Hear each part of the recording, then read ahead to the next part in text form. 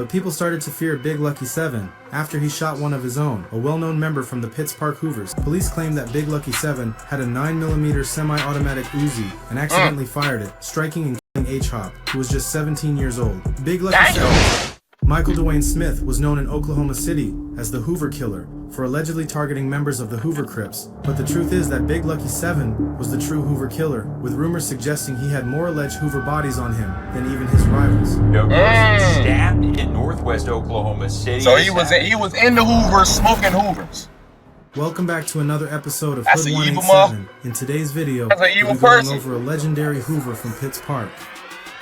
Walter James Landon, known on the streets as Big Lucky 7, got his name from his ties to the 107 Hoovers, the gang that took over the Pitts Park area. The 107th Hoovers, or 107 Hoovers, in Oklahoma City operate under the Crip umbrella, which differs from their counterparts in Los Angeles. When the Hoovers first established themselves in Oklahoma City, they were aligned with the Crip identity from the start. As a result, the internal conflicts and politics seen in Los Angeles didn't carry over in the same way. In OKC, the Hoovers had no issue with representing Crip Killer while still claiming Crip, so there was never a strong push to switch over to identifying as criminal. However, You're a Crip, but you kill Crips? So that already kind of like, you know what I mean, gives like, snake right there. You know what I mean? But in recent years, some of the newer generation in Oklahoma City have started repping criminal instead of Crip, though the reason behind this shift remains unclear. Big Lucky 7's childhood wasn't much different from many others who grew up in the city. Surrounded by violence and drugs, his early years shaped him into just another recruit for the gangs that controlled his neighborhood. Big Lucky 7 grew a reputation as the most feared name on Oklahoma City's east side, largely due to his notorious history of friendly fire. By the time Big Lucky 7 was 17, Big Lucky 7 grew a reputation as the most feared name on Oklahoma City's east side, largely due to his notorious history of friendly fire. By the time Big Lucky 7 was 17, he was already allegedly connected to multiple shootings on the neighborhood Rolling 90 Crips. The 90 Crips territory borders that of the Hoovers. Y'all like that shit? That shit makes y'all want to hang with a nigga more? Hey, we respect you because you didn't smoke your friends. You get what I'm saying? My nigga, he gonna smoke you. What you mean? The hell? And I swear, they talking about, he was a troubled kid. Just making him another member for the gang. I swear, them motherfuckers, that shit is like a draft, bro. Like the older gang members, they be already looking at the young boys, knowing which one they gonna recruit, knowing if he gonna be tough, if he gonna be a 99 overall. He kind of ass, you know what I mean? But he can improve if we get him through some training, or he ain't never gonna be here. You know what I mean? They be already recruiting niggas from young ages. Like, oh, he a badass young boy. We need him. You know what I mean? Hey, go ahead and bring that nigga over here. Tell him to do this. Tell him to do. You know what I mean? Like, they be on that shit. With the two neighborhoods directly across from each other, a setup that frequently led to clashes and violent conflict between the gangs. But people started to fear Big Lucky 7 after he shot one of his own, a well-known member from the Pitts Park Hoovers, someone who would be considered an OG today and part of the reason behind the Homie Gang. Hakeem Kareem Alfred Long was allegedly known for being a reputable member of the Pitts Park Hoovers. Some believe H-Hop was initially a member of the 92 Hoovers in Pitts Park, but it later came out that he was actually affiliated with the 107 Hoovers.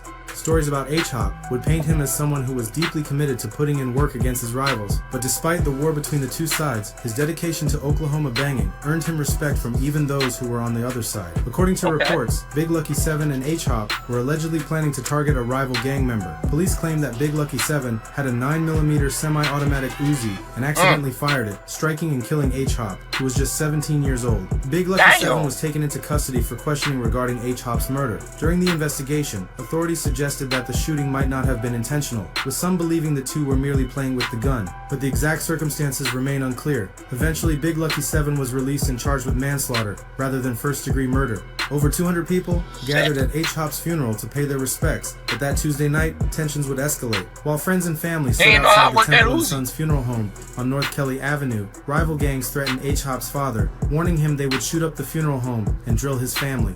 This just put H-Hop's father on edge. Not only was he grieving the loss of his son, but now he had the added pressure of protecting 200 of his closest friends and family. Feeling the weight of the situation, he decided the best thing was to contact the Oklahoma Police Department, requesting their help to keep watch over the service. But even and these is gang members, nigga. And then you gonna get their gang members arrested. My nigga, it's police there. I mean, hopefully they're not bringing guns to a funeral. I would hope not.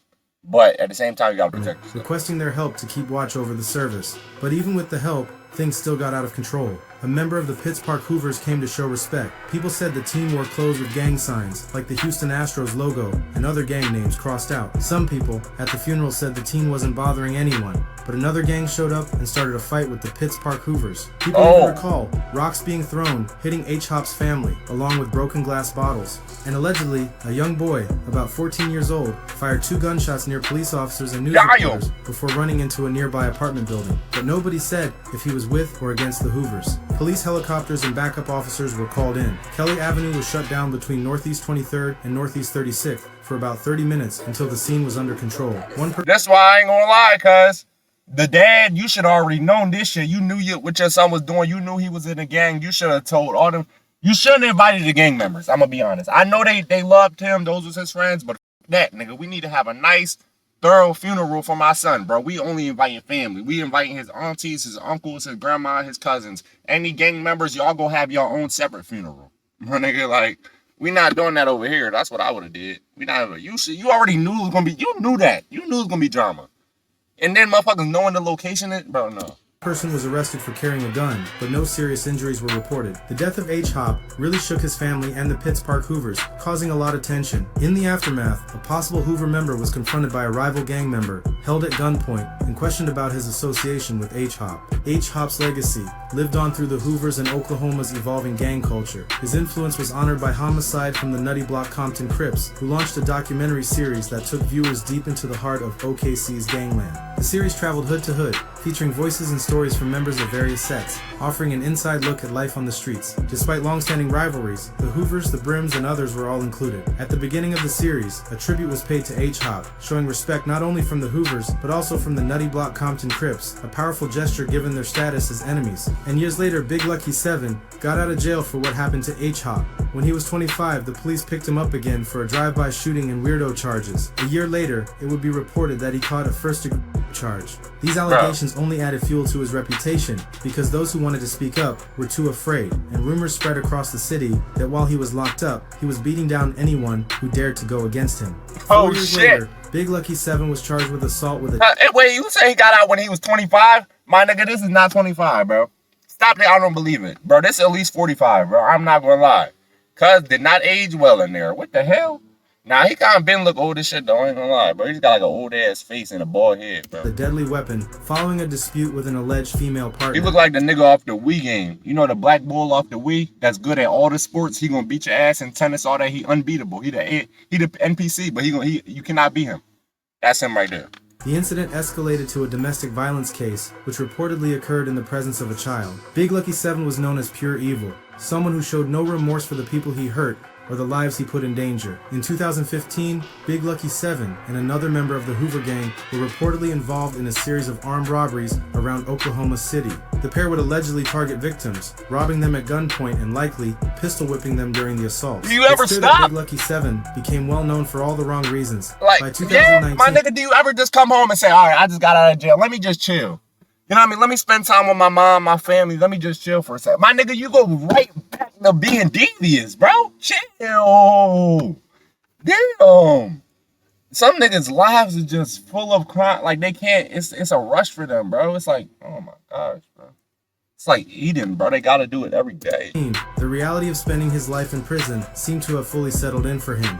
There were even rumors that he had taken control of the Homie gang within Oklahoma's prison system. Big Lucky 7 was released again, but he always seemed to find his way back into trouble, and in 2021, it finally caught up to him.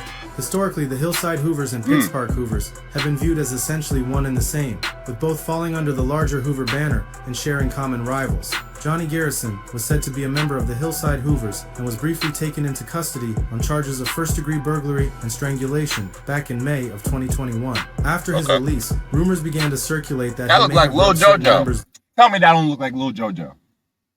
You know it do, bro. The wrong way, possibly due to allegations of snitching, though that remains hearsay. But whatever the reason was, it really set Big Lucky 7 off. Big Lucky 7 had bumped into Johnny around Northwest 20th Street later that day, and words were exchanged between the two, and before anyone knew it, things went left. Big Lucky 7 then pulled out a knife and stabbed Johnny multiple times. Johnny managed to retreat to a nearby vehicle, where bystanders quickly rushed him to the hospital. He was dropped off in the hospital's emergency room lobby, but while awaiting surgery, he succumbed to his injuries. Big Lucky 7 was taken into custody around 6 p.m. and booked into the Oklahoma County Detention Center on a complaint of first-degree murder. Although his official sentence has already been determined, it's expected to be life without the possibility of parole, considering his violent history and long-standing reputation as a menace to the state of Oklahoma. Yeah, they gave your ass too many chances, gang. They doing that out there? I thought that shit was only in New York where they stab niggas and poke them. You feel me? And I always say, bro, I ain't gonna lie. It's way worse to get stabbed and unalive versus to get shot and unalive. I'll take the shot because at least it's gonna be quicker and it's like a normal way. You get what I'm saying? Stabbing, bro, they puncturing you, bro. That shit bleed. Man, I know that shit feel crazy, bro. I'm not gonna lie. There is no publicly available information confirming whether Big Lucky 7 has entered a plea in connection with the 2021 homicide of 20-year-old Johnny Garrison. However, Man, it's likely that he has, given Oklahoma's tough stance on violent offenders, especially in gang-related cases where many end up facing the death penalty and ultimately lethal injection, bringing their reign of terror to an end. Johnny marked the 83rd homicide in Oklahoma City and the second confirmed Hoover. They still able to do that? I thought they couldn't do that. They could still do lethal injection? Hey, bro, I reacted to a lot of niggas that need the lethal injection, bro. I didn't even know you could still do that. Under Big Lucky 7's belt, though the streets claim that Big Lucky 7 have many more. Thanks for watching another episode of Hood 187. If you enjoyed the video, consider joining. So Cuz ain't even care. He was just killing.